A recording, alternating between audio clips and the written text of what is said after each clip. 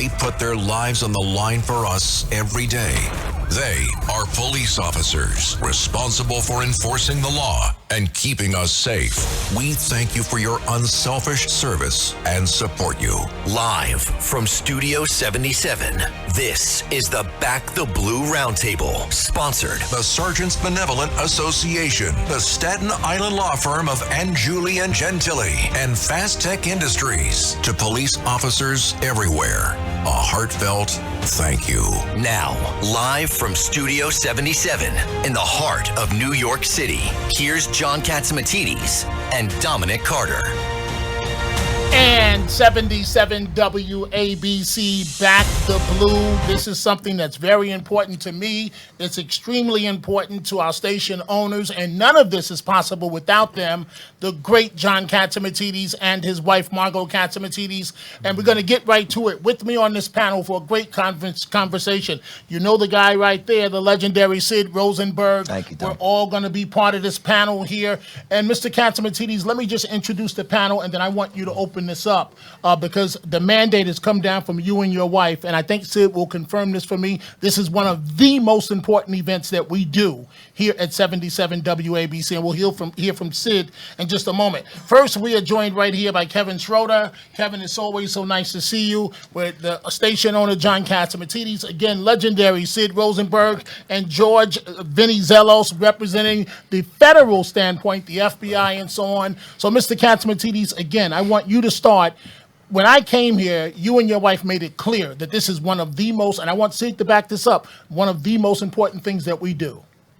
Well, community, love of community. New York is our headquarters, and we provide nationwide service on the radio, and we provide, coming soon, international service. We're going to be, when we bought WABC, we were number 28 in the region. Now we are number 1 in the country talk radio show. And right now we're also broadcasting in 178 countries. And at a certain point, we're going to challenge the BBC on international broadcasting. And being in 178 countries, I don't know if many of you travel, but sometimes when you travel, the only news you get is CNN. You don't even see Fox, you don't see anything else. So right now, you need the truth to get out worldwide, and that's what WABC provides. Today, backing the blue, backing our police officers is so very important. The quality of life in New York is number 1 consideration. So this first segment that we're doing on Back to Blue is we want to talk about the NYPD, the great job they do, and also because of what's going on in local politics, whether it's the city council, whether it's the state senate, whether it's the governor's office, or whether it's the state assembly, or the judges in New York, or the DAs in New York. What does it make to increase the quality of life? All of us want a safe New York. And we used to have the safest city in the world, but that has deteriorated because of politics. Well, we don't want it to deteriorate. President Trump, who is a real New Yorker, he loves New York. He was raised here. He worked here. Has authorized the feds, whether it's the Federal Bureau of Investigation, or whether it's ICE, or whether any other DEA, any other federal agency, to interact with the NYPD and the U.S. Attorney's Office to make our city safer. Don't forget, we owned Gristedes and D'Agostino. Our stores used to be open 24 hours a day. Our stores used to be open to midnight. Guess what? It's not happening anymore. It's not happening because nobody wants to work to midnight. They can't get home and feel safe. Nobody wants to work 24 hours a day anymore. No, there's customers are not going out because they're scared to go out. And where do we go? I mean, should we go first to Sid, the honorary sergeant here? I am an honorary sergeant. Thank you for the kind words, Dominic. Thank you very much. Look, we have an issue in this country. There's no question about it. President Trump has addressed the issue. He's already made cities like Washington, D.C. much safer. You never thought you'd see the day where Bowser, the mayor in D.C., would say thank you to President Trump, but she has. Memphis, Tennessee, Chicago. We're not there yet here in New York, but you can bet your bottom dollar that if Mamdani wins, we're going to get there very, very quickly because it's going to be civil unrest on the streets here in New York City. So you may end up seeing a lot of cities needing the help of President Trump and the federal government. You know, really what it comes down to is, you hate to make everything political, but if you can find a city, a red city in a red state that's experiencing this, please text me. My number is 646. On a serious note, they're all Democrat cities. They're all blue cities. They're all blue states. The mayors don't cooperate. The governors don't cooperate, whether it's Newsom in California, Pritzker in Illinois, Hochul here in New York. That's the issue. And one more thing. You talk about judges, okay? The NYPD, the greatest task force in the world, led by Jessica Tisch. How great was Jessica today? How was she great? Terrific. So great. All these brave men and women sitting right in front of us right now. They do a great job. But the truth is, they don't arrest anybody anymore. They got to put their lives on the line, do a whole bunch of paperwork so that the DA, Alvin Bragg, or the Attorney General, Letitia James, says, don't worry about it. All we're here to do is put President Trump in prison. So when you combine the fact that you've got judges that are crooked, DAs that are crooked, attorney generals that are crooked, mayors and governors that are crooked, I got two words for everybody. Good luck. Well, I'm not going to say they're crooked, Sid. The fact is they're not enforcing the law the way it should be enforced. That's fair, too. I'm a little more rough on these people. I apologize. Yes. Points well made. I guess let's bring in the other members of the panel. George, from the federal standpoint, you know, you're legendary in terms of working with the FBI. When Back to Blue means to me that we stop and acknowledge the men and women that put their lives on the line each and every day. And again, one of the first things when I came on board here, Margot Katzimatidis, you see they're here. John Katzimatidis, his impossible schedule, he's here. Sid Rosenberg is here. The priority that comes from the top here at this company. So on Back to Blue Day, it should be every day, right? A point that Sid makes. But what does it mean to you? It means a lot because Back to Blue isn't just citizens back in the blue. It's all the federal agencies back in the blue. I think when law enforcement works together, there's nothing stronger. And I think what's happening over the last few years, we're losing cities one by one.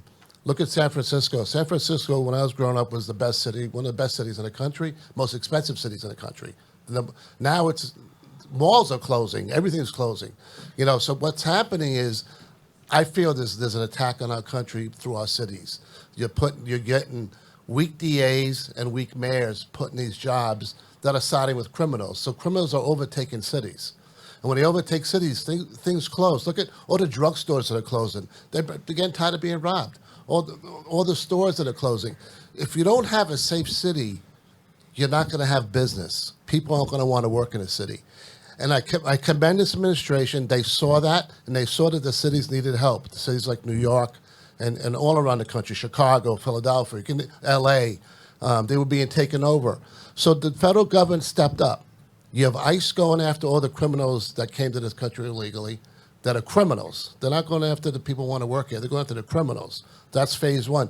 Now, last week, you had a press conference with the director and the president, director of the FBI and the president. The FBI did an initiative this summer. For 4 months, they arrested 8,500 violent criminals. They disrupted almost 137 gangs. You know, so they're attacking, they're using the federal resources to attack these gangs and take these criminals off the street and take guns, like 5,000 guns off the street in 4 months. So it's nice to see that that's happening because we need to take our cities back. Now, the benefit of the federal system is there is no such thing as no cash bail in the federal system. You go to jail, you go to jail. And when you get sentenced, you're in there at least 75%. You know, there's no early release unless, you know, the president lets people out like he did this week. But that's a whole different story. Don't talk bad about my friend George Santos. But I think it's important that we realize how critical law enforcement, especially the black to blue, the federal, the state law, city's law enforcement is to the city, to success of any city. This city came back from 9/11 because of NYPD. That's right. NYPD, and I've worked NYPD for 10 years. I've worked side by side with them, controlling threats to the city. We've had a lot going on together. They are the most progressive and best PD in the world. In the world, you have other countries coming here to learn from them, and we have to keep that strength because that's what's making New York the best city in the world. Is the PD plays a big part of that. Because as the PD keeps the city safe, businesses come. You know, we are. What's scaring me now with this mayor's race is this is as New York goes, the rest of the country goes. New York is so critical to this country and to the world. It's the financial center of the world. We really can't have a mayor coming in who's totally unqualified, first of all, to come in and try to destroy the city. You know, and I know I go on John's show and stuff like. I think our enemies are sitting back, and they've successfully divided our country, and they successfully have us killing each other, and not even talking to each other, and they're promoting these things like these protests. They're all paid. Half of these are paid protesters. The federal government has to step up now, because the cities need help, and they have to step up. And I think they started stepping up, but we had to step up and go even harder on some of these cities that we're starting to lose. So Mr. Catsimatidis, I'm going to come to you in 1 second. Your schedule is tight today, so that's why I'm going to get to you in a second. And we know Sid's been working all morning, so I'm going to try and get to you guys because we know you have to rest and you have to do other things. But Detective and Mr. Catsimatidis, the question I want you to answer as the person, you and your wife, that put this together, that puts up the money, and I don't even know if you want this publicly known, for police dogs and so on, and the things that you do that the public has no idea out of your own pocket. But I want to come to you in 1 second. Detective Schroeder, I want you to tell me, what does Back the Blue Day mean to you? Back the Blue Day means a lot. It means a lot to the NYPD and also, I believe, law enforcement throughout the world. Unfortunately, you know, the last time you heard Back the Blue is, I think, when 2 buildings came down. All of a sudden, everyone was, let's back our police. And I haven't heard that since 9/11. And thank God for WABC Radio and John and Margot Catsimatidis and the whole team here at WABC Radio that you back the blue. And this means a lot to the law enforcement officers working the street and the nights out there every day. So, Mr. Catsimatidis, I want you to answer that question. Why Back the Blue is so important to you on a personal level? Because they have to know that the citizens of the city of New York are backing them. Because right now, I'm not seeing the politicians backing them. And the other thing I wanted George to say is we had the U.S. Attorney, Jay Clayton, at the Powell lunch, and we had the new FBI assistant director in charge at the FBI lunch. And the rules that were in place that they're starting to use to be able to back the blue. And be able to, because you don't want the police officers to say, well, we can't do anything. Because if you arrest somebody and you're still filling out the paperwork and the complainant goes home already, and that's not fair. And the joke I told on the air, and you know what I said? I said, if you're a criminal coming in from New Jersey, you commit the crime, you get to go home for dinner. Right. If you commit the crime and get caught, you get to go home for dinner. Right.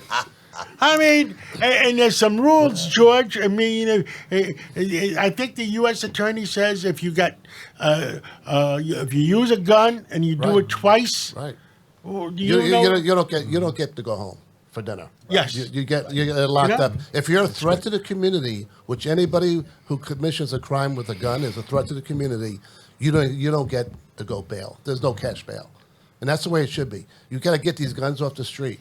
But we coddle these people, and everybody picks up the victims. Nobody cares about the victims. They care more about the criminals than the victims, and we have to change that. I have to say something because originally there were and you were there a long time ago. I thought there was like 28,000 people at Rikers Island at one point, 28,000 in Bellevue or Bellevue type situation. Well, now there's 5 or 5 or 6 and 6. The other 50,000 are in the subways and the streets of New York. Yeah, that's right. Wow. So I want to reach out to all the politicians in Albany, the state senate, the state assembly, the city council. What's more important in the 5 boroughs of New York City? 8.5 million New Yorkers that want the quality of life, or the 50,000 people that deserve to be in hospitals if they're sick, or the ones that deserve to be in Rikers, in jail, or even prison. Because you can't have those 50,000 people in the streets of New York because the quality of life gets hurt. New York is the greatest city in the world. We want to keep the greatest city in the world. So, Sid, Dominic? you keep it real in the morning. And I think it's fair to say that you and I both know a lot of this started changing. When those cops were in Harlem, I think East Harlem, and they were doused with water, and the community and the kids thought it was funny. How did we get to this point? When you and I were growing up, cops were heroes. Dominic, You gotta I move have on. to excuse myself. There's just Okay. somebody to take over my position. Okay, and I know Thank Sid you, has John. got to go as well. So whenever, just give us a word. But Sid, I want to hear from Dominic, you. what you just mentioned. Thank you, Mr. Katzimatidis. Please, Thank you, just John. give Thank you, Mr. John. Katzimatidis a Thank you. round of Thank you, applause, John. please. Thank you, Mr. Thank Katzimatidis, you, for John. what you Great do. job all Thank day. you, sir. Thank you. Thank you. Dominic, what you just mentioned is really important. You just nailed it. You nailed it. And what you're talking about, believe it or not, is already 5 years old. That was the George Floyd summer. So when people say to me, when did it all start to go really sideways? Floyd summer. Now look, there's a lot of crazy people out there that say to me, Sid, he wasn't murdered, all these conspiracy theorists. I think he was murdered. I know he was hopped up on fentanyl, he was on drugs. If that cop in Minnesota didn't have his foot on his neck or his shoulder, he wouldn't have died. That's why he died, okay? So he was murdered. But the truth is, he was a bad guy. He was arrested 9 times. Very bad guy. He put a gun in a pregnant woman's stomach. Right, Dominic. And this is the guy we're going to paint murals of, build statues, turn the country upside down. I mean, you've got Mamdani the other day at the debate with this half-assed apology to the NYPD. An apology would be, hey, guys, I'm sorry. Thank you for the great work that you do for keeping this community safe. Heck, I may be the mayor one day. But no, his apology included Sean Bell. His apology included Mike Brown in Ferguson, Missouri, who was a really bad guy. It included Eric Garner. It included all these people. These are not good people. Dead or alive, they're bad people. So that's when it all started. And we've never really recovered off de Blasio into Mayor Eric Adams. And it's going to get worse, as you know, Dominic, as well as anybody, if the next guy wins. But we'll say this about NYPD. I've been to a lot of funerals. I go. I remember distinctly, John Shell was a very good friend of mine. He was a great chief of department. He just retired. And I like Mike LePetri. He's great, too. But the guy before Shell, Dominic, was, and you know this, George, and Kevin, Joe Esposito. One of the greatest cops of all time. I miss him. And I sat next to Joe at St. Patrick's Cathedral talking about Harlem, Dominic, when those 2 young cops answered a call in a building and were gunned down. I didn't know those 2 gentlemen. Didn't know them at all. But I sat at that funeral. I didn't know Jonathan Diller. But guess what? Danielle and I, we went to Long Island. We sat there with Peter King and Bill O'Reilly. I saw Stephanie Dillard for the first time. So when a cop dies, I know you feel the same way, Dominic. I don't know these people, but I do. I know them. Because when I'm home at night with my 2 kids and my wife, and I hear something break or I hear a noise outside, I know they're going to be there. So when a cop dies, to me, a family member dies. And I don't know them, but I do. So all I can say is that is the life of this city, the NYPD. We've lost a lot of cops. Recruiting is getting better. Thank God Jessica Tisch made that point today. But as you know, Dominic, we're in the low 30s. This city needs closer to 40. We got a lot of work to do. But to your point, we have to stop demonizing the cops and all come to the realization we've got here today, especially you 3 guys on stage, which is thank God for the cops. Sid, and I know you got to go soon, but do you feel, and a question for the 3 of you, Do you feel safe traveling the city? Sometimes I feel safe. Sometimes I feel bold that I dare you to try and rob me or do something stupid because we're going to be wallowing around on the floor. When you, as a major personality, is walking around, how do you, and you take public transportation sometimes. Every day. How do you feel when you're on the subway and you see the things that you see? That's a great question. I get nervous sometimes. I take the 4 train. Every day I take the 6 train, Dominic, from 51st Street to 42nd. Then I take the Express 405 down to Wall Street. Then I walk about 8 blocks to the ferry. And I'm a big guy. I'm a strong guy. So are you, by the way. And I'm fearless. So are you, by the way. But I'd be lying if I said every now and then I wasn't somewhat intimidated by some crazy person who may not be violent. I don't know. That's the issue. Some of these people are not violent, but I don't know. And when you think they're not violent, that's you end up with a knife in your neck sitting on the 4 train. So I don't feel safe. And I feel less safe, Dominic, when my son Gabriel, who's 16 years old, he goes to school in New York City and Chelsea, I'm scared to death. When my daughter Ava, she's 21, I'm scared to death. You know my wife Danielle very well, Dominic. She works on 57th Street. I'm scared to death. I can handle myself. My kids, my wife, I'm not as confident. So anybody who tells you crime is not an issue, it's a perception. I would just say this. Sometimes, if not all the time, perception is more dangerous than reality. Detective, when you travel the city these days, do you feel safe? I feel safe because, I'm Captain. You have a gun. I have a gun, exactly. right. So I feel You have safe. a gun. But I Right, fear, like Captain. Sid said, like Sid said, though, I do fear for my family. They travel the streets of New York City. So you're not I worried fear for about them. your personal For myself, safety? absolutely not. But your head has to be on a swivel more than it ever was because of, everyone, it's crazy out there. So you have to be looking around more than you ever would. So, and this is a personal question. Do you always carry for that purpose of the crime that we have in the city right now? I do, but it's funny. I grew up in the city of New York, and when I was living in the city as a young rookie cop, I never carried my weapon anywhere. But you do now? And now I do. Now I do. Wow. George? Well, I think during rush hours, it's not as bad because I take the E train to the Port Authority and stuff. What I find it gets a little nerve-wracking is like at 10 o'clock and later. The streets on is, as long as you have rush hour, you have a lot of good people people who came to work on the trains, on the subways. But when at night it thins out. Restaurants are closing earlier. And it does get a little sketchy at night. And I think some of the homeless, you just don't know if they're going to snap at any time. It's crazy. Definitely gotten worse. Would you say most law enforcement officials, when they're not on duty these days, because I know quite a few cops that when they're not working, they don't carry. Do you think that's changed? I think more will carry now. Like I'll carry more now than I used to. You personally? Yeah, but I think there's also a double-edged sword to that because the way things are, if you get in an altercation, you're going to shoot somebody, and then you're going to be the bad guy. You're going to be the ex-cop or the retired cop's going to be the bad guy, which is scary. So and to Sid's point that I think all of us can agree with, he feels safe himself for the most, the same way I do, but our families. Right. Your daughter, is she still in Europe or is she back? No, she's home. She's home. Actually working with Arthur Aidala. Okay. She's very, very cool. So she's on the subways every day, Dominic, in New York City. Every day. Every day. And I'm going to sound like Trump here. I've got a very attractive daughter. I love her. Calm down. But I get nervous. And my wife is also, as you know, Dominic, a beautiful girl. So not that it matters. These people don't care, but it doesn't help. But your wife is the nicest person in the world. And on the subway, that can be a problem. She's had her issues. For these hood rats, they see good people, they see them as prey, they see them as victims, and they pounce. It's true. And she's had more than her fair share, Dominic and gentlemen, of really lousy subway experiences. I mean, I'm not going to be graphic on stage, but even guys doing stuff sexually on the subway. I've seen while it my myself. wife was sitting straight across. You know the deal, Dominic. So it's bad. Listen, I love Mike Kemper.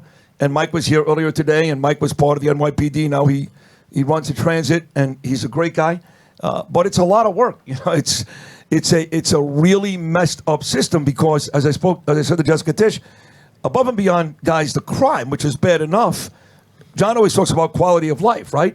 So if you've got a guy who's naked, or you got a guy laying in his own feces, or you got a guy, I'm sorry, masturbating, these things happen on the subway in every car every day. So when my son moves here from Boca Raton and he's 7 years old and he sees that, no, he didn't get mugged. He didn't get stabbed. But I got to tell you, he's scarred for life. You don't forget that. Those are the types of issues that need to improve in this city before you can say, above and beyond crime, the quality of life is better. Well, I want to point out, and I want to ask Mike Sepracone to come up, and as well as Captain Mamet, if you can join the panel. And I want to say this, Sid, because I know you got to go, but I want to say this. And folks, you can always tell when someone's real based on how they spend their time. So Sid gets up at God knows what 3 a.m. time, 3 a.m. He's got a show to do, but he stayed all these hours later after his show. Thank you. Why? Because as you pointed out at the very beginning of this conversation, you were right. This is maybe the most important day of the year for all of us. It's not just John and Margot. It's not just Sid. It's you. It's Greg Kelly, whose father, Ray Kelly, may be the greatest police commissioner ever. Agreed. Right? I mean, Jessica Tisch is terrific, but he may be the best ever.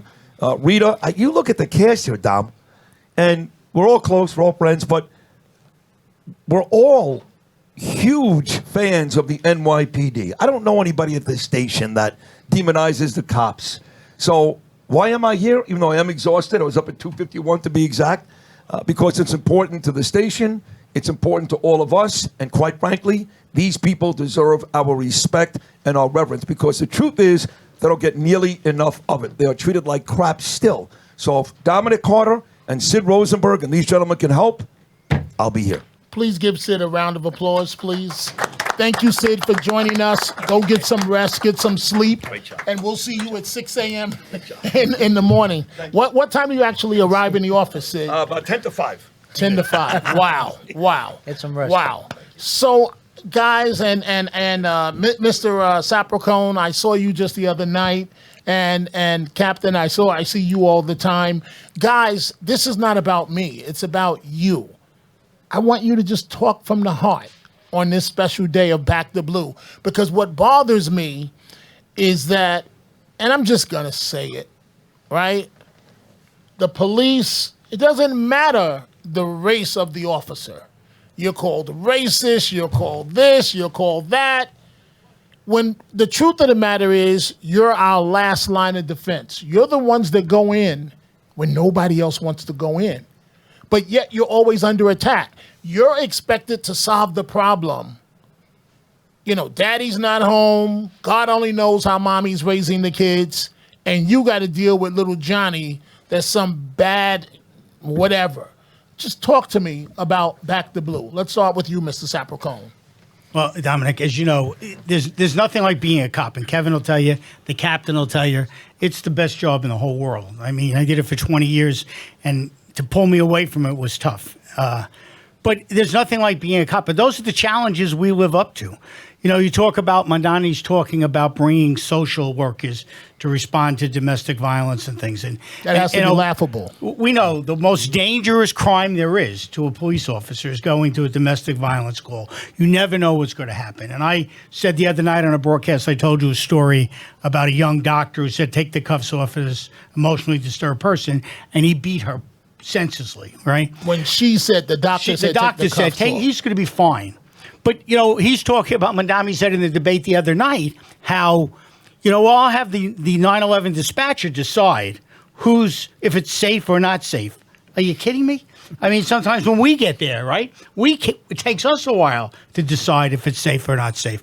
But there's no better job in the world than being a New York City police officer. And a better job is being a New York City police detective, okay? That's a great job. So, Captain, you've been around a long time. You're the real deal. You've seen it over the years. How do you feel on this day? Well, I want to pick up on what Mike said about not only domestic violence dangers, but you also have what's called EDPs, emotionally disturbed persons. I mean, we used to call them psychos when I came in the job, but to be politically correct, it was changed to EDP. That's not politically correct anymore either, I think, okay? Now, what happens is I went to many of these calls. When I left the academy, I went to a tough precinct, and I went to many of these calls, and they can become violent instantly. I mean, you could be talking to the EDP, and everything is nice, and all of a sudden they flip. Just like that. Just like that. And they attack you. And there was a famous case of a sergeant in the 5th Precinct in the Bowery. He went on Christmas Eve. He went to, it was about 1960. He went to an EDP call, and the EDP was about 20 feet away. They were talking calmly. Suddenly, the EBT grabs a knife from the kitchen. It was one of those. And he leaps in the air, and he plunges the knife into the sergeant's chest and killed him. And that's how dangerous EDP calls can be. So it's not just domestic. And there were 3 instances that are most dangerous to police. Traffic stops, because you don't know who you're stopping. Guy could be just fleeing a homicide or a bank robbery, whatever. EDPs and domestic calls. Now, as far as my career, I've seen a sea change in police work. I came in the job in 1960 when cops were cops. We ruled the streets, and we didn't take any BS. The way it should be. The way it should be. And not only that, I have to say that when Ray Kelly was the police commissioner, I never carried. It was really safe. And now I'm starting to carry. You're starting to carry now. Yes. I never carry. For 20 years, I didn't carry. From the time I retired, I didn't carry while Ray Kelly was police commissioner. That's how safe the city was. Isn't that a sad testament that you have to carry at this age? Yeah, because I'm concerned for myself. I'm not a kid anymore, and I would be very vulnerable on the street. Mr. Panuccio, Peter Panuccio, retired NYPD sergeant, back the blue. It means the world to me, and I'm going to be real with you. It means the world to me as a young man of color, because I feel that communities of color are the number 1 forces that should be backing the NYPD and law enforcement. How do you feel on this day? Yeah, there's actually more support than the media would have you believe. We're certainly not being supported by the politicians. There's a handful of people in the New York City Council that actually still they're sane. The rest of them have lost their minds. And far left. Yeah, and you look at up in Albany. I mean, these laws that they passed, we have a good police department. Cops still can't do their jobs because when I started in 1981, and I stayed on the job 39 years, even during the tough times, the late 80s into the early 90s, when it got really bad, we could still do our jobs. We had laws in place. We could lock people up, and they would be prosecuted. My last 10 years on the job, I was the night watch sergeant, handled all the detective stuff on the midnight tour in Manhattan. There's a lot of support for the NYPD in the communities. You could be in a housing project on a shooting at 3 o'clock in the morning. Nobody's going to talk to you standing in front of the place. However, when you go into the building and you're in people's apartments, they're begging for help. They want more cops. They want effective policing. When you talk about perception, I think the perception is we have a lot of support from the people. Where does a lot of the focus go today? It's to the protest groups. We're in a permanent protest cycle now, funded by some pretty nefarious forces, and it just keeps going. Very anti-cop. And, once this squeaky wheel gets the grease, that's what people pay attention to. There's a lot more support on the ground for cops than people realize. I've always believed that. In a few minutes, we're going to take a break to switch out a couple of the guests. But you mentioned the protests, so let's go there. When I was out there covering the city, started under Koch, then to Dinkins, then to Giuliani, then to Bloomberg, then de Blasio. Well, I'll leave that alone. Beginning of the end. The beginning of the worst mayor. I didn't want to say it. The worst mayor in New York's history. But anyway, when I started and there were protests, they didn't play. They would have the officers there, right? But you'd have community affairs. Community affairs might be there, but the boys with the riot hats and they would be 2 blocks away at a location. The horses would be at that location, and they were waiting for the command, if necessary. The NYPD didn't want to agitate the situation, but if necessary, at the snap of a dime, here come the men and women of blue to back up the initial team.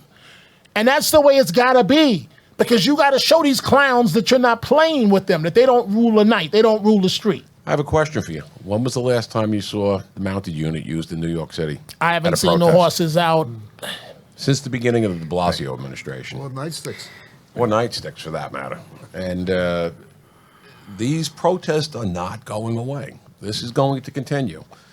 And I go to the protest. I cover a lot of it. Some of the worst crap, and I've been to protests, hundreds of them. And it was always, you know what? We're going to stand there. You can yell till the cows come home. That's your right. Not a problem. And I've noticed the incremental getting closer to the cops to the point where they're inches away. Back when I was still in uniform, that wasn't happening. And antagonizing you. Probably I language that I would not repeat in this forum. Let me just say this. When I was growing up in the Bronx, right, and I know you guys, and you won't confirm or deny this, and this was a good thing because it taught discipline. We knew as kids growing up in the Bronx, if you act up, the detectives that respond are going to act up. And that's the way it's got to be. These kids have no discipline. So, and if you hit a cop, you're going to the hospital. That's the way it should be. And we knew if you crossed that line, it was going to be a long ride to the station house. Yeah, it was doom and destruction. Because there had to be authority. And what we have now is you can get up in the cop's face, literally spit in their face, say anything you want, douse them with water, and get away with it. Yeah, the water stuff should have been stopped out day one. It led into a whole series of different kinds, about a 10-year period. And I'll be honest with you, I'm not a big fan of dancing cops either. You know, people singing. Oh, I'm not either. I'm not either. You're not out there to be a clown. You're not out there to be a source of entertainment. You're out there to be a police And I don't see officer that and as do a community job. affairs, dancing, you know, but... That's not what I want to see. Do you guys remember Tompkins Square Park riots? Okay, so I was an anti-crime. I mean, I know you do. I know you do too, Mike. So anti-crime. I was an anti-crime, plainclothes. And what we used to do is we would, we'd go get in with the protesters. We'd be marching with them. Of course, we're not protesters. And then once a jerk would throw a bottle or something at a cop, nothing was done. But the anti-crime unit would follow that guy or girl. It could be maybe 15 minutes later. It could be maybe an hour and a half later when they broke away from the crowd and went to go into the subway to go back to wherever they're going to. Guess what? You come with us. You're on arrest for assault on a police officer. Right. And you don't see that anymore. Well, half the problem, though, is no accountability for anything that happens. You talked, Dominic, about you being in a whole bunch of trouble. When you went home, you were in a whole bunch of trouble. Absolutely. Now the first thing parents are saying, what did that cop do to you? Right. Well, what you didn't do anything. It has nothing. You were okay. It's the cop's fault. And look at recidivists in the city. And we talk about, Sarge, on the train back in 1980, 81, when I was a transit cop, we were locking people up. We were doing sweeps in the subway. We were pulling warrants. We were pulling guns. When Braden came on, it was all about quality of life. It doesn't exist anymore. And I said earlier, if we don't have public safety in this city or this country, nothing else can happen. And there's no respect, no accountability. And most of the guys committing these crimes are recidivist guys. Same 500 guys committing 5,000 crimes. And until the DAs get on board and start understanding that you need to deal with quality of life, basic things, change the way this system is. Right. I was under Captain. In a second, we're going to let you go to bring up the Yonkers Police Commissioner. So, let me do this before I get to the next point. Is there a final point you want to make? Yeah, one thing. So I'm third generation NYPD. My son's fourth generation NYPD. On the job right now? On the job right now. All right. What does your son tell you about the job? Well, I tell you right now, they're underpaid and overworked. Okay, but he loves the job. He doesn't do it for the money. No NYPD officer does it for the money. They do it for the love of the job, and to do the right thing and keep the community safe and clean. But point is, most folks would not be a police officer for $1 million, and the cops today and always been doing it for a lot less. So, leave you with that. Thank you, and thank you for your service. Thank you. Thank you for having me. Thank you. Good to see you, folks. Last time I was to your city, one of your predecessors as commissioner had me there, took me to your emergency services, in which I was mesmerized by the equipment that you have. A lot of people don't look at Yonkers as a big city, but it is. What, the fourth largest city in this? Third largest now. We've been promoted. So Wow. Third largest in size. And so I got the opportunity, Commissioner, to go to your emergency services department. And, you know, I can't praise all of you enough. And let me do this on behalf of the public. Let me say thank you, first of all. You're underpaid, you're overworked, you got to deal with these nonsense politicians. Of course, not you, Commissioner, but you got to deal with these politicians that want to micromanage your department when you guys know how to get the job done. First of all, Commissioner, from the Yonkers perspective, how do you say your name, last name, Commissioner? Sapienza. Sapienzo. Do me a favor. What does Back to Blue mean to you and to the men and women of the Yonkers PD? Well, I have to say, first of all, thank you, everyone, for having me here, and thank you to 77 WABC. You guys always back the blue. You're not the problem. This station, everybody here, even Vinny, I'm standing outside. Vinny, who works here, we were talking about the police before I even walked in. Everybody's fantastic. If everybody aspired to this level of support, we wouldn't have any problems. What it means to me, and, you know, before it was mentioned, we were talking about 9/11. And I'm driving down to Ground Zero, and people were holding up signs. We love the police. Thank you. You know, what happened to those days? And that was huge, and it meant a lot to me at the time. And I wondered, where's the disconnect over the past, 20 or so years that we're in this mess now? So, Commissioner, obviously there are certain things you can and cannot say, considering you're the commissioner right now. But where did the disconnect start from your perspective? I think it was gradual. Of course, you bring up Agreed. George Floyd, and Yes. that had a lot to do with it. And I even said, even during George Floyd, we had community support throughout. And the community, the difference in Yonkers was that the community came to me and said, hey, we know this is going on, and we know this is a hot button issue, but what can we do to help? We want to help the police. And our community was great, and they still support us now. And I would make the argument we have the community support. There's politics get in the way, certainly. Legislation gets in the way, certainly. But the public has been behind us for a very long time in Yonkers. So, gentlemen, I just want to have a conversation. This is your day. Every day should be Back the Blue Day. Every day. And it hurts me. And I take criticism in my own community. You used to advocate for us. Now you're solidly in the police corner. I am. And you know why? Because over a 40-year career, I started with Eleanor Bumpers. I was straight out of college, and I was assigned to cover the Eleanor Bumpers case. And the officer was on trial, and he was acquitted, and rightfully so. Because the truth of the matter is, and I'm not trying to be polarizing, but people don't understand, this is not Hollywood. You guys make one mistake, just one, baby one, you're never coming home. You're the fortunate ones, and I have the most respect for you because you're now a senior citizen. But it terribly hurts my heart that you are going back to carrying your weapon at this stage. But you guys make one mistake, and you're never coming home. From the commissioner on down, and you're not coming home. Your kids are on their own. Your wife is on your own. And the public sentiment, I just don't understand why, in particular, communities of color. We know there are professional agitators and activists and so on, but why people would go for the okie doke when the bottom line is, what's the first thing you do when you're in trouble? Boop, boop, boop, 911, what's your emergency? You guys don't say, are you black, Latino, Jewish, white, Asian? Woo, woo, woo, woo, woo. Here you come. And it's time to roll. We got to protect this individual. If necessary, we got to cuff this individual. It is what it is. How did we get to this point? Yes, George Floyd. And I'm not the one to talk to about George Floyd, because George Floyd, I don't mean to dishonor the dead, but he's no one to be honoring.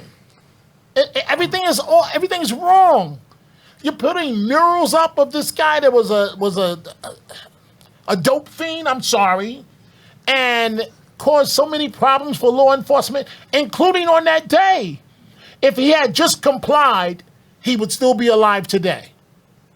And I'm sorry, guys, I'm going to say what none of you will say, and then I'm going to shut up. I am convinced that those officers were railroaded. It looks like he has his knee on his neck, but what about the fentanyl that was in his system that agitated him? And nobody wants to deal with that. And you have those cops, those innocent cops, that the lead officer with the neck, he lost his wife, he lost his family, he was sent to jail. He's still in jail for the George Floyd case. So how did we get to this point? And Can I add to that point? Go ahead. When his autopsy was performed, his lungs were 40% filled with fluid. He's literally drowning. He's a walking dead man. Had he not interacted with those cops that day, he would have been a bad DOA in the front seat of his car the next morning in the summer sun. That's what he would have been. That's how close he was to death. Add in the struggle, there's a whole lot of factors that go on after that. However, we saw how that turned on a dime, turned this country, and in particular, we saw what happened here in New York City. And I agree with you. It's not the popular opinion. People don't want to hear it. Those are the facts. He was literally drowning in his own fluid. They don't want to hear the truth. Though, I always found if you worked in tougher communities, you got that support. People care because people want to be safe, no matter where they live or how run down their community is or how oppressed or poor. People want to be safe. And I never responded to a crime in 20 years where I kind of made the distinction, he's black, he's brown, he's white. These are all people who needed help, and that's what my job was, or my partner's jobs were. You talk about some things, politicians have changed a lot of things, and I know a little bit about that as a failed politician, but the Bowman guy, the guy Bowman, I guess, who was a congressman, who was at that school, I guess, is it Westchester or wherever his school is, but he embraced Joanne Chesimard. He embraced Joanne Chesimard as a hero.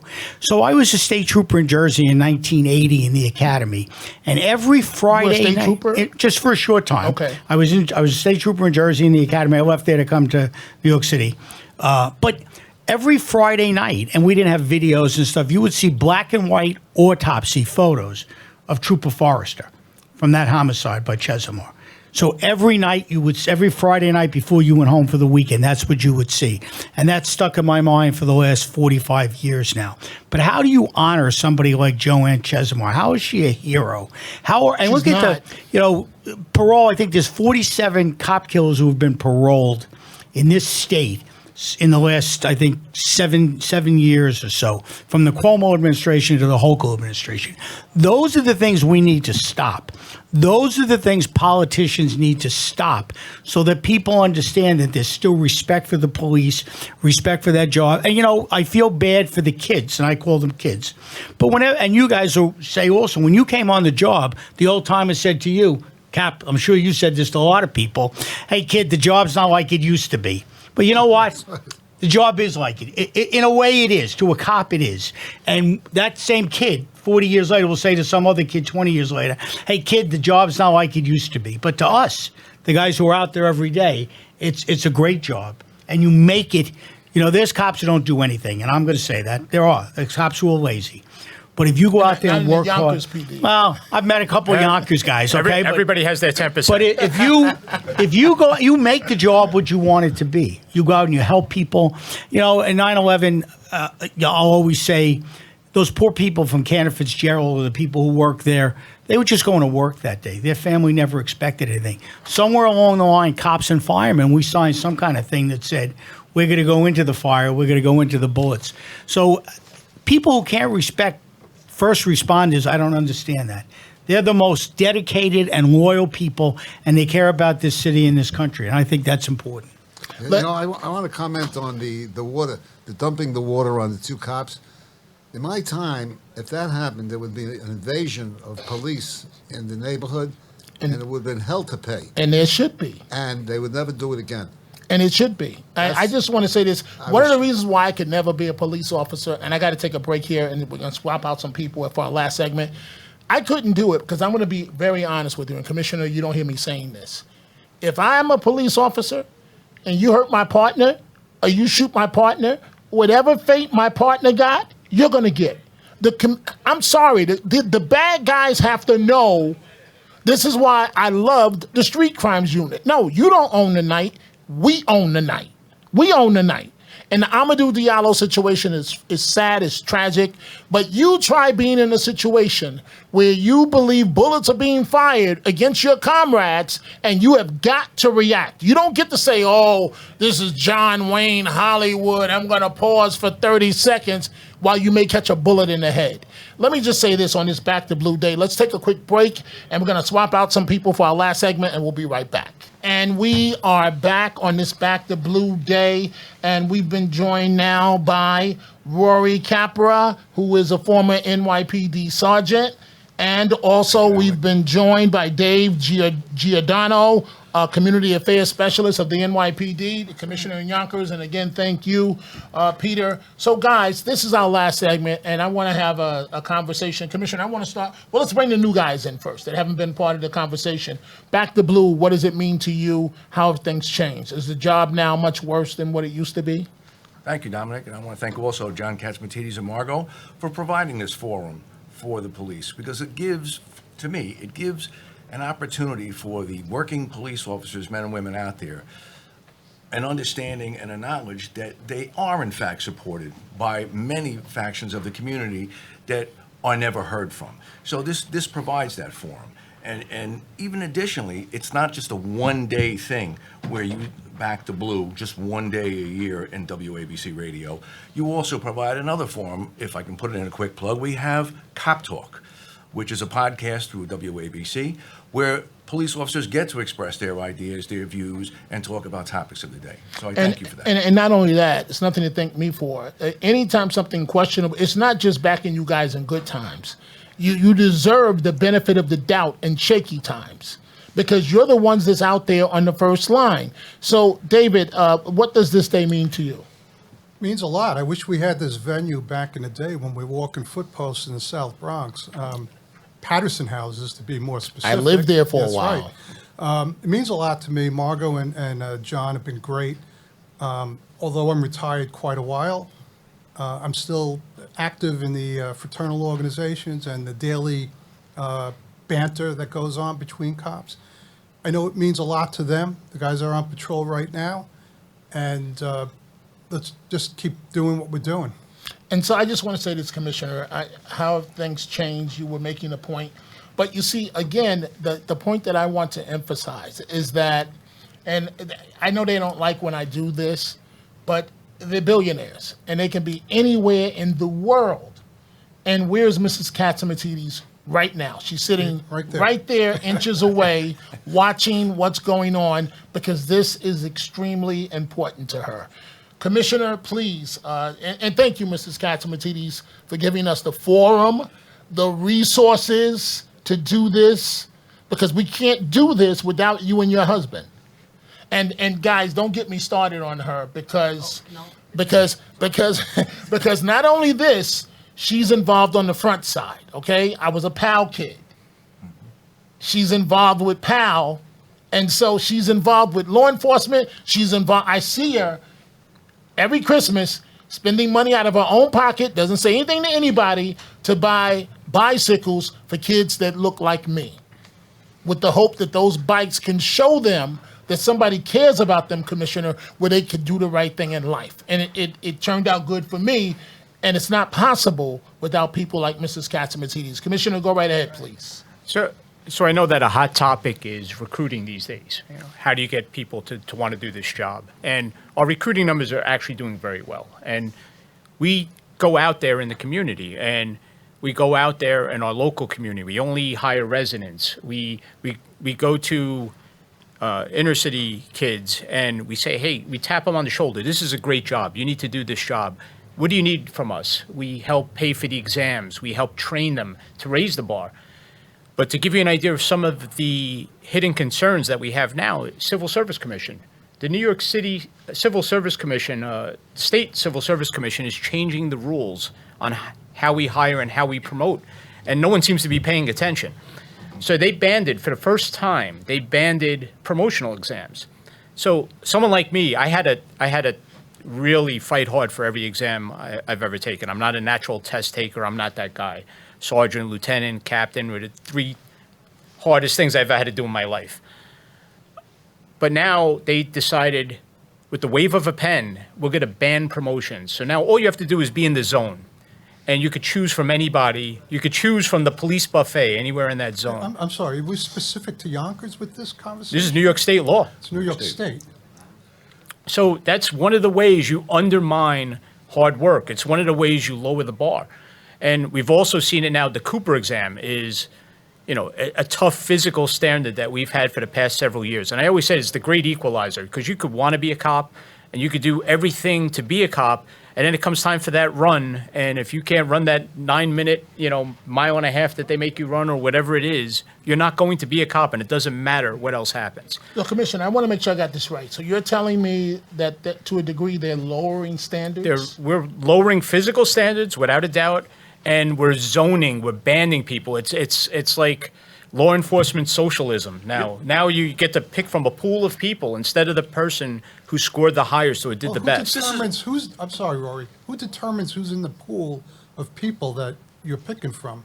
Where is that pool coming from? Well, it's a zone, I believe. It's between a this zone. grade and that grade. So this is, I think, an outgrowth from DEI, diversity, I equity, inclusion policies. didn't That's want what to is. say it, Yeah, but it that's sounds what it is. just like Sure. horrible DEI That's to me. exactly what it is. This is the equalization, the socialization. So are they still taking the test and they're just putting into a and they're big going to pool? put you in a group and a banding, so you could be on the lower end of that band as opposed to the top of the band, Okay. and you're going to be promoted over the other people. Okay. And there was no input from law enforcement. This was a letter at one point basically saying, hey, by the way, this is the way you're going to do this from now on, and there's no recourse. And, imagine you study a year of your life for a promotion exam and you get, a 98.7, and, when I studied for the promotional exams, I almost got divorced for every single test I've ever taken. My wife said, I've had enough of this. You're at Starbucks 8 hours a day. This has got to end. And now all of a sudden, I get grouped in with someone who maybe got an 85 or something like that. And there's no recourse. And it's demoralizing. It's So demoralizing. it's almost like the disaster of air traffic controllers. Listen, I'm all for opportunity for people of color. But you got to be qualified, especially for a job law enforcement, especially a job air traffic controllers. And what's so frustrating about this is that we've gone about this in a positive way by getting out there in the community. I have more than 40 community programs in Yonkers where we develop kids and go to schools and talk about the police department and PAL, like you mentioned, and so many other things. And now, despite all that, someone somewhere else says, yeah, by the way, this is how you get a hire from now on. Just a quick question. You have this band. How do they decide who gets picked from that band? It seems to me that could be ripe for and that's the problem. If you have the right administration, if you have the right mayor, which we do, thank God, if you have the right police commissioner, I'd like to think so, if you have the right chain of command, it all works. But it's subjective, and once you open the door to that, it's who knows what's going to happen 5 years from now. One from column A, two from column B, Exactly. three from column C. Sure. Wow. Guys, we're going to be wrapping this up soon. I can only tell you that on behalf of the Catsimatidis family, I thank you as a kid that's from New York City, from the Bronx, lived in Patterson, lived in throughout the neck houses, first one in my family to go to college. I can't thank you enough, because as I'm listening to all of you talk, here's what I'm thinking about, to be honest with you. That on any call, on any day, from the commissioner on down, God forbid, it could go left and you could take a bullet in the head. That's what I'm thinking about right now. That's correct. That on any given call, it could be real calm, and in 2 seconds, boom. And some nut job pulls out a gun or a knife, as the captain explained earlier, stabbed the officer right in the heart. From the commissioner on down. Yes. And you guys do this without missing a beat. Every day. Well, we did it. Well, you did it, but we're no, but it's retired. still in your heart. Whether Yes, you're retired or not, it's still in your heart. You're retired, but you're still looking out for the young ones coming up after you on the job. I know you are, because I can look in your faces. You're still doing the job on the front line. But I can look at each and every one of you. And again, you don't say, oh, they're black, we're not responding. They're Latino, and here comes a call on the radio. Absolutely. And what you guys do, most people run the other way. That's the oath you take, Dominic. That's the oath you take. You put your hand up and you swear to protect and defend the Constitution of the city and protect and serve the people of your city or your state, wherever you are. That's the oath that you take, and you take that seriously. And that's what we do. We don't care what the color is, what the sex is. We don't care. We respond. It's a natural instinct to want to protect people. I think most of us have that natural instinct. Does it break your heart? Because it breaks my heart. What's going on today? The way police are treated. Yes. You know, in the hood, they think it's funny when police are disrespected, whether it's in Yonkers or anywhere else. I have a quick horror story to tell you about this past week. Our pattern crimes officers, our anti-crime unit, despite everything going on, despite the legislation that's against them, they go out there and they get guns every single night, and it's dangerous to get guns, as we all know. So the other day they stopped a suspect who ended up having a gun. Two suspects, they both had guns, and they did everything by the numbers. They recorded everything, not only on their body cameras, but on the cameras that we have available to us. And they did everything right. For as long as I've been a cop, they did everything right. And it ended up in the hands of a judge who threw the gun out of court and basically said that they violated their civil rights, and put that in his decision, that they violated his civil rights. And I'm watching the video, and the guy said, "Here, the gun's in my waistband, take it." And they violated and they civil did rights. everything by the numbers, and basically this guy walked away. Are you serious? And now the cops are left thinking, wow, we did something wrong. They were dejected. They think that no one has our back. We're out there doing the job and no one cares. It's Stand by demoralizing. for the incoming lawsuit. Yeah. Sure. Because the Of judge course. said that Right. in his decision. Of course. To set it Yeah. up for them, to Set it tee up. it up for them. And again, Plainclothes officer or uniform? plainclothes officers, but you have to be so careful in plainclothes, and they were. I mean, they articulated so well why they believe this person had a gun and what they did about it. And you have a judge, and listen, right now we have a new district attorney in Westchester County, and I think she's great. But you have some judges that may have another agenda. And, for whatever reason, they just decide, they prejudge these cases and say, no, the gun gets thrown out and they're siding with criminals and not cops, and that's a problem. Well, I want to close this way, and I want to go around the table, and I know you're all macho guys. I really see you as like the Marvel characters in the comic. I really do, seriously. And I want to say on behalf of 77 WABC and on behalf of the Casamatides family that we love you guys. Thank you for what you do, for putting your lives on the line every day. And I'm going to keep it real with you. I'm saying that as a black young man that grew up in the city. And we know what the crime is in the black community. Because I don't know how you do your job. Because all day on the radio, I'm going to say it, you hear male black, male black, male black, male black, male black. And then you have people that have become millionaires being against you. Yes. Millionaires, community activists that have become millionaires. You have some activists, these charades of Black Lives Matter, they have bought mansions off of your back, off of denouncing police. And so with love, in closing, I want to go around the table, and I don't want to ask you a question. Again, on behalf of the Casamatides family, I want to give you the opportunity, starting with you, Commissioner, to just say what's on your heart, what's on your mind. And then when we get to the end, we'll conclude the event. Well, I just want to say that there's palpable support in this room, and I appreciate that. And I do this for the people that do support us, not for the people that don't. And there's enough people that want policing. There's enough people, irrespective of politics, that say, hey, we're not for lawlessness. And I think it's great. And as long as that's the case, we will be here and continue to do our job.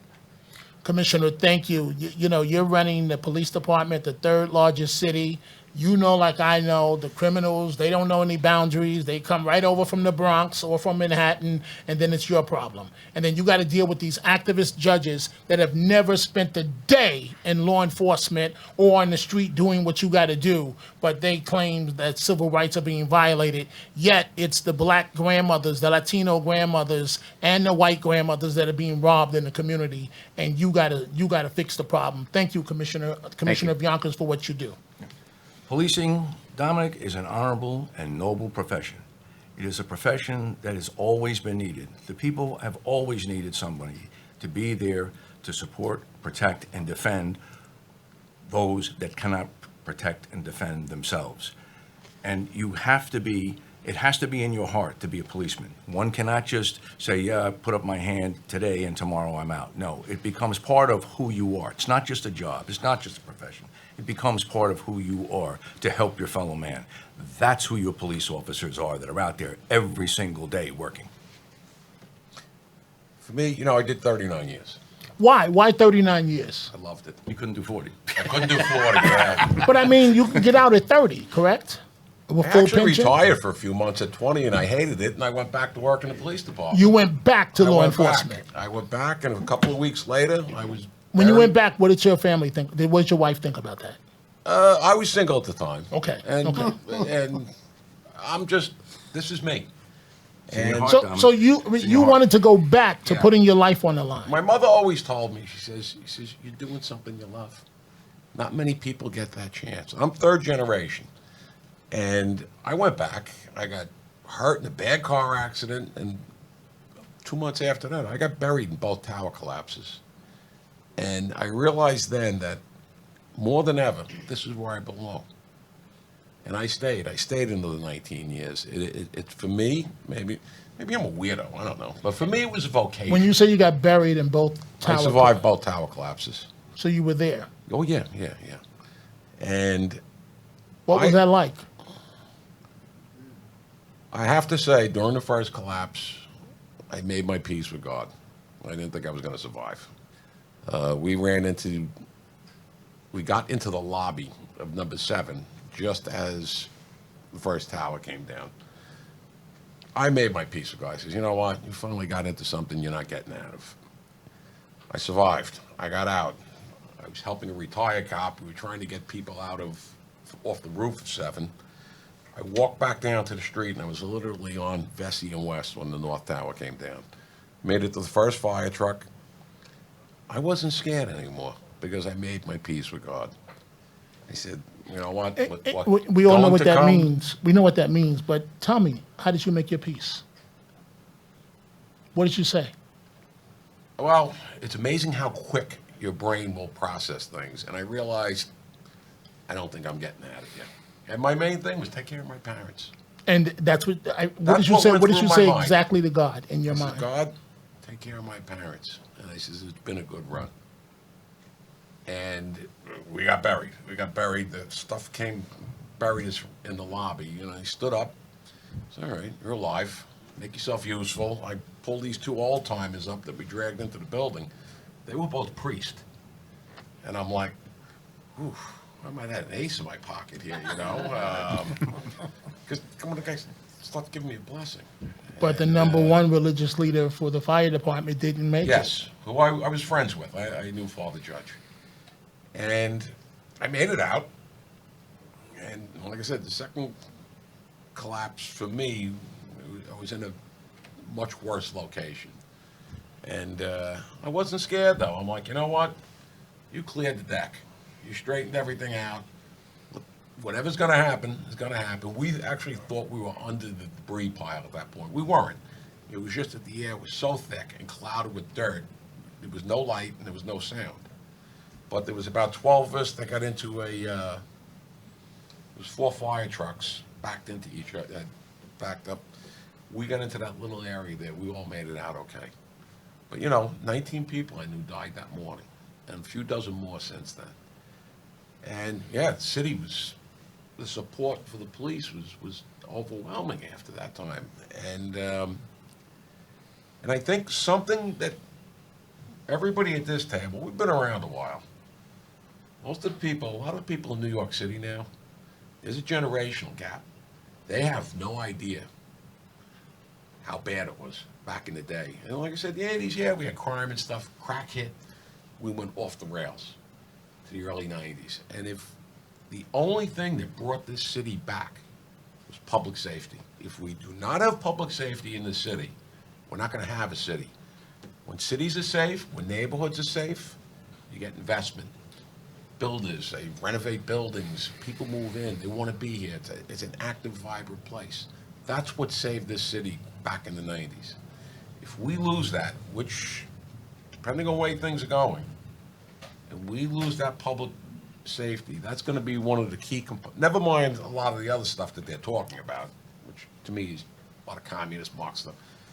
If we lose public safety, we lose the city. Exactly. And we need every dedicated cop, and every citizen in this city needs to support their police. Wow. Final word. You know, I interact with agencies throughout the tri-state area now with my job description, Yonkers being one of them. Yonkers is great. Your guys are the best. Thank you. And I talk to young cops all the time. I tell them some war stories. I love cops. I love being around them. And as long as I'm ball and chain to New York, which I have to be right now, I'm going to continue supporting them 100%. Wow. Well, I can only say thank you.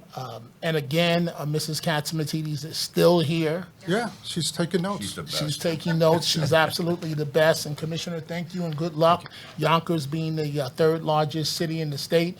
Gentlemen, you're absolute heroes. Absolute heroes. I can't thank you enough. Thank you for being part of the panel. Thank you. Thank you. Thank you.